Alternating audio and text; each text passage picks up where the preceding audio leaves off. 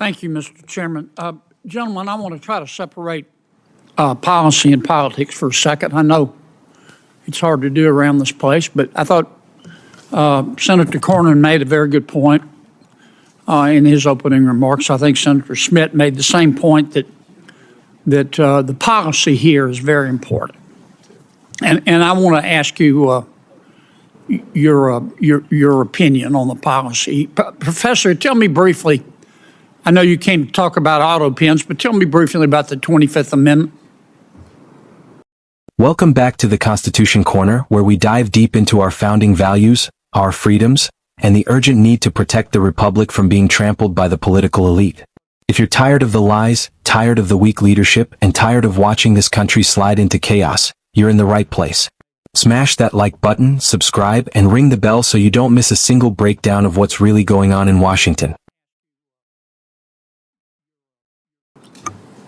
Well, Senator, the 25th Amendment provides the process by which to implement a principle that's in the original Constitution, which is when the president's unable to exercise the powers and duties of the presidency, somebody else exercises them, starting with the vice president. The 25th Amendment sets up a process by which, if there's a question whether the president is able to do that, the vice president and the heads of the executive departments can temporarily basically put the vice president in as acting president, and then Congress ultimately decides the question. Well, the standard, is it not, Professor? The standard is disability of the president. Is that correct? Unable to exercise the powers and duties. Okay. Yes. Here's what I would like your opinion on, and the opinion of these two gentlemen here. You have all been staffers. You've worked in government. You've had a boss. In Mr. Spicer's case, his boss was the President of the United States.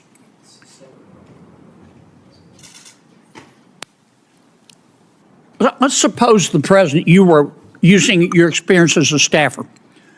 You were working for the president, any president. Hypothetically a president. And let's suppose the president started talking like he was from outer space. Let's suppose the president became fatigued very easily. He couldn't finish a sentence without taking a nap. Let's suppose the president, he was just physically in bad shape, mentally and physically. Mentally, he may or may not have, you're not a doctor, neurodegenerative disease, but physically you can see you could bake a Thanksgiving turkey in the time it takes him to walk across the stage. What do you think, as a member of his staff, what do you think is your moral obligation to say, wait a minute, the president can't do the job anymore? I know you're loyal folks. You believe in your president, this president, whichever president. I'm speaking hypothetically. You're loyal. You want to be a good staffer, but you also have a moral obligation. How do you reach that decision, Professor? And I'll go to each of you. Senator, I think the first thing you would have to do in a situation like that is exercise your own judgment. How serious is this problem? Because everybody has moments when they lose focus, it happens. But if somebody thinks this is a really serious problem, I think the first thing to do is the most difficult, which is to say to the president, because the 25th Amendment also provides that the president can say, I'm unable to exercise the powers and duties of my office. And suppose the president That would be extremely says, difficult, but I think it should be done. Look, trust me, I can. And it's clear to you that he has neurodegenerative disease and he can't. What do? Do you have a moral obligation as a staff member to go to the American people and say, we've got a problem here, it may cost me my career? Senator, I think at that point you have an obligation to talk to the vice president, okay, who is in charge of the Section 4 process under the 25th Amendment. What about you, Mr. Wold? Do you have a moral obligation? I understand you want it to go away, you want to work it out with him, but you can't. When does a staffer have a moral obligation to stand up and say, he can't be president anymore. She can't be. Well, Senator, the 25th Amendment only works if individual staffers or officers of the United States exercise that kind of moral judgment. That's what I'm asking you. Yeah, so, I mean, I think always, as the professor said, I mean, the presidency is an enormous burden, so it would be not one instance, it would have to be several instances of a failure to exercise judgment. How do you make that decision? You're the staffer. I get it. Yeah, well, I think it begins with prayer, of course, but after that, I think it's conversation with other staffers, and if you're unable to confront the president or to raise the issue with the vice president, you should resign. What about you, Mr. Spicer? Do you stand up and do it and tell the truth and run, or do you have a greater obligation to your boss? Well, luckily, I didn't have that problem. But I would say that you have a moral obligation as an American, as a citizen, as a human being. If the leader of the free world cannot conduct themselves to make the decisions that are critical to this country and to the world, you absolutely have a moral obligation to follow the chain of command. And if they don't act, then you must. Do either of you gentlemen disagree with that? Professor? Senator, I think acting means talking to the people who have the responsibility or in a position under the Constitution to do something. You don't about the agree with situation. Mr. Spicer? Senator, I'm not sure exactly what he has in mind, other than talking to the people who can make I'm the just decision. trying to ask, you've all been staffers. Suppose you go to everybody you're supposed to go to, and they all say, my advice to you is to shut up. Do you have a moral obligation as a staffer to say, look, this person can't be president of the United States. It isn't policy. He physically can't do it. Senator Kennedy, it's not a question of whether a staffer has that obligation. It's whether you as an American have that obligation. And I think each and every one of us does. Yeah, but you can see it. An American can't. Professor, what do you think? Senator, I think there are situations under which someone in that position should speak publicly, but I also think that the views of a single individual who is not the person who is constitutionally responsible for taking measures should be considered by the public as just the views of one individual who has some information about the subject. Thank you, Mr. Chairman. Today, I want to talk about something most Americans are starting to wonder out loud. It's not conspiracy. It's not partisan hysteria. It's reality.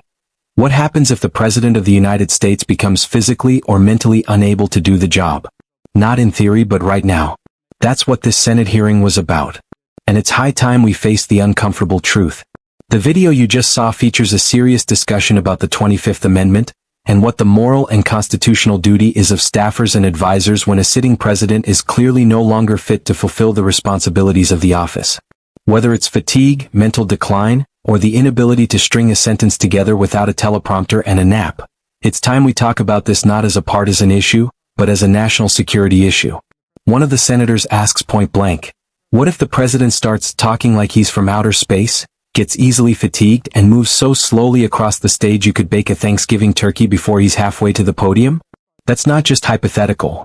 Millions of Americans see it with their own eyes every time Joe Biden gets in front of a camera. Now let me be clear, this is about moral obligation, not politics, not party. The Constitution in Section 4 of the 25th Amendment lays out the process.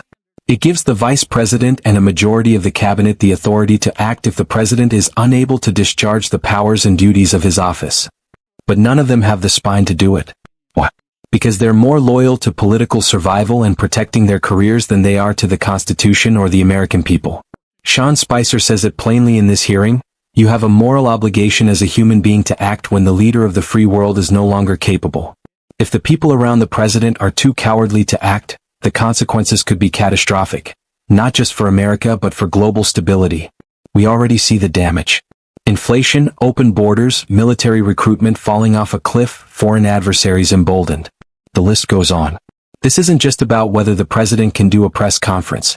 This is about whether the man entrusted with the nuclear codes, the man negotiating with China and Russia, is mentally present in the job. The professor testifying says that a staffer has a duty to exercise personal judgment, and that sometimes it's necessary to go public. And yet, no one has. That tells you everything about the DC swamp. This is about patriotism.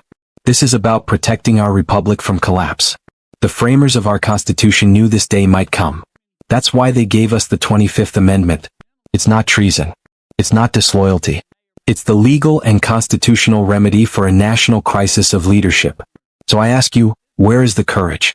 Where is the duty? Where is the integrity? If our leaders won't act, we the people must. Use your voice. Share this video. Call your representatives. And for God's sake, pay attention. This is not the time to be asleep at the wheel. If you believe in the Constitution, in the power of the people, and in real leadership, then stand with us. Like, subscribe, and share the Constitution Corner. Because this republic won't save itself. We are the Constitution Corner, where Americans' root guides its future. Until next time, stand strong, speak truth, and may God bless the United States of America.